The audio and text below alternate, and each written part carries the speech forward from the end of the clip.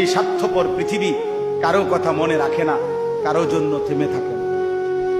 কেউ তোমারে মনে রাখত না। তুমি মরে গেলে কারো হাতে সময় নাই তোমারে কান্দে লইয়া কান্দ নেই, কারো হাতে সময়। এ বাফেরে দুপুর বেলা জানাজা দিছে, আসরের পরে বাফের জানাজা হইছে, কত কান্দা কানছে জিফুতে। এশার নামাজের পরে পাশের ঘরের থেকে ভাত তরকারি আনছে, এর ওই পেট ভরে ভাত খায়। এরা দেখলাম দুপুরে কান্দে অন ভাত খায়। আরো গোস্ত লয়, আরো ফার্মের মুরগা লয়, তেলাপিয়া মাছ লয়, ডাল লয়। কি আমরা দেখলাম বিকালে কি কান্দাটা কানলেন,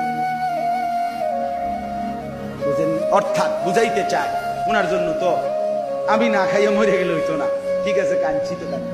অর্থাৎ দুনিয়া থেমে থাকে না, কারো জন্যই কি থাকে না, থেমে থাকে। এজন্য দুনিয়া নিয়েই ব্যস্ত না হই, আখিরাতের ফিকির করি। আল্লাহ তাআলা আমাদেরকে তৌফিক দেন। আজকের এই মজলিস, আজকের এই মজমা আল্লাহ কবুল করে নেন।